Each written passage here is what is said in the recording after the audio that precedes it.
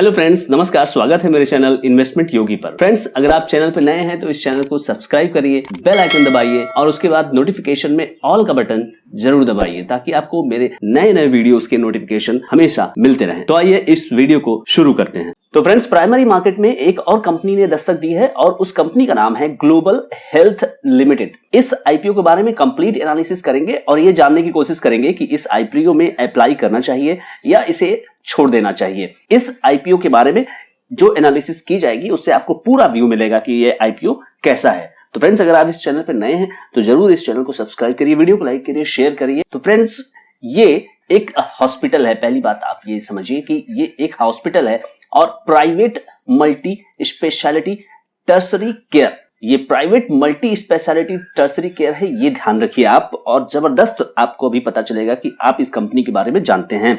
इसका जो प्रेजेंस है, मतलब ये जो इसके हॉस्पिटल्स हैं वो कहाँ हैं? नॉर्थ इंडिया में है और ईस्ट इंडिया में है। तो दो टेरिटरी में ये काम कर रहे हैं फिलहाल। और जो इनकी जो स्पेशलिटी है वो है cardiology and cardiac science, neuro science, oncology, digestive and hepatobiliary science, orthopaedics, liver transplant and kidney and urology. ये इनकी स्पेशलिटी जिसमें ये काम कर रहे हैं। और जो इनका ब्रांड है, अब आपको पता चल जाएगा कि ग्लोबल हेल्थ जो कंपनी है वो क्या है। मेदांता। तो मेदांता जो है वो आप लोग जरूर सुने होंगे। बहुत सारे जो पॉलिटिशियंस हैं, बहुत सारे जो बड़े बड़े जो सेलिब्रिटी है वो जरूर यहाँ पे अपनी सेवाएं लेते हुए दिखाई देते हैं। और ये जो इनके जो लोकेशंस हैं, लोकेशन आप देखिए कि कहां पर है। ये पहला जो मेन इनका जो कैंपस है गुरुग्राम यानी गुड़गांव जो पुराना नाम था, और उसके बाद इंदौर, रांची, लखनऊ, और अभी एक अंडर कंस्ट्रक्शन जो इनकी यूनिट है, यानी यूनिट यहाँ पे हॉस्पिटल के हैं, तो वो पटना में कंस्ट्रक्शन हो रही है। तो मेदांता इंस्टीट्यूट टिश्यू रेस्पिरेटरी की स्थापना भी इन्होंने की है, जो कि बायोमेकर और अदर टिश्यू बेस्ड रिसर्च जो है वहां पे होता है। ये एक और एडिशनल चीज है इनके साथ। अब बिजनेस जो है वो किसके किसके अंदर हैं, किस बिजनेस में ये इन हैं? तो 30 स्पेशलिटीज में ये काम करते हैं। टोटल 30 स्पेशलिटीज है और 1300 जो है कुल मिलाकर के जो है डॉक्टर है, जिनको की अलग अलग जो डिपार्टमेंटल हेड्स है वो हेड करते हैं। 4.7 मिलियन स्क्वायर फीट जो है ऑपरेशनल एरिया है, जो कि पूरा हॉस्पिटल ये कवर करते हैं। और 2467 इनके पास बेड है। और ये जो डेटा है वो 30 जून 2020 का है। स्ट्रेंथ की बात करते हैं फ्रेंड्स इस कंपनी की, कि ये कंपनी किस लेवल पर चलती है। Leading tertiary and quaternary care provider in India. ये अपने आप को कहते हैं कि ये लीडिंग टर्सरी और क्वाटरनरी केयर प्रोवाइडर है और वेल रिकॉग्नाइज्ड। और ये वेल रिकॉग्नाइज्ड है क्लिनिकल एक्सपर्टीज में, इन पर्टिकुलर कॉम्प्लिकेटेड केसेस में।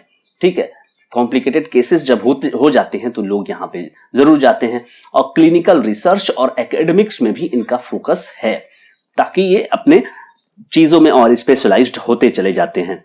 अब बात करते हैं दूसरे स्ट्रेंथ की। तो large scale hospital with world class infrastructure. यहाँ पे जो इंफ्रास्ट्रक्चर है वो वर्ल्ड क्लास है, हाई एंड मेडिकल इक्विपमेंट है और टेक्नोलॉजी है जिसके साथ कोई समझौता नहीं है। ट्रैक रिकॉर्डिंग का अच्छा है, strong operational and financial performance दोनों के बारे में, क्योंकि ये आईपीओ है तो ये यहाँ पे उस पर भी यहाँ फोकस कर रहे हैं कि इनका फाइनेंशियल परफॉर्मेंस भी अच्छा है। अब दूसरे स्ट्रेंथ की बात करते हैं। Focus on under served areas with dense population, जैसे कि उत्तर प्रदेश है और यहाँ पे कोई इस तरह का हॉस्पिटल नहीं था, तो उन्होंने लखनऊ में इस तरह का हॉस्पिटल खोला। अब जो है ये पटना में अंडर कंस्ट्रक्शन कर रहे हैं और इनका ये कहना है कि ये सब सारी जो स्टेट्स हैं ये लार्ज स्टेट्स हैं और डेंसली पॉपुलेटेड है, यानी कि बाजार यहाँ पर जबरदस्त इनके लिए है। दूसरा जो स्ट्रेंथ है, growth opportunity in existing facilities. और जो इनका जो गुड़गांव वगैरह में है ऑलरेडी, तो वहां पर तो है ही है फैसिलिटी इनका जो है कि इसके अंदर ग्रोथ अपॉर्चुनिटी और diversification into new services including digital health भी इसमें ये डाइवर्सिफाई कर रहे हैं। नेक्स्ट बात करते हैं कि एक्सपीरियंस्ड सीनियर मैनेजमेंट टीम है और strong institutional share holder support है। तो ये सारी चीजें इनको एक जबरदस्त स्ट्रेंथ देती है। प्रमोटर्स, ये एक बड़ा नाम है, नरेश त्रेहान। ये जो है एक बड़ा नाम है जिन्होंने इस कंपनी की, इस हॉस्पिटल चेन की स्थापना की है। अब बात करते हैं फ्रेंड्स की कुछ फाइनेंशियल्स की।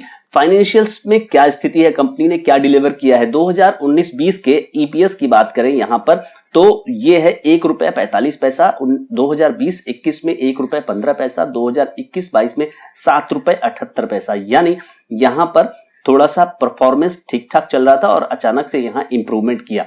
तभी तो कंपनियां आईपीओ लाती हैं ताकि आपको 3 साल का डेटा वो दिखा करके इंप्रेस करें। अब बात करते हैं टोटल एसेट्स की, जो कि 2019-20 में 2666 करोड़, 2020-21 में 2694 करोड़, 2021-22 में 3145 करोड़ और जून 2022 में 3221 करोड़। तो एसेट्स वाइज स्टेबल यहां पर ग्रोथ आपको दिखाई दे रही है। रिटर्न ऑन नेटवर्थ की बात करें तो 2019-20 में 2.69%, 2020-21 में 2.08%, 2021-22 में 12% के ऊपर ये चला गया, यानी कि यहां पर एक अच्छा खासा रिटर्न ऑन नेटवर्थ आपको दिखाई दे रहा है, जो कि प्रॉफिट में भी इसी तरह से था। टोटल रेवेन्यू की अब बात करते हैं 2019-20 में 1544 करोड़, 2020-21 में 1478 करोड़, 2021-22 में 2205 करोड़ 82 लाख और जून के क्वार्टर में अभी समाप्त हुए क्वार्टर में 626.54 करोड़। तो आप ये देखिए कि 2019-20 में ये कंपनी 1550 करोड़ आप इसको मानिए, तो यहां से ये कंपनी आई है 700 करोड़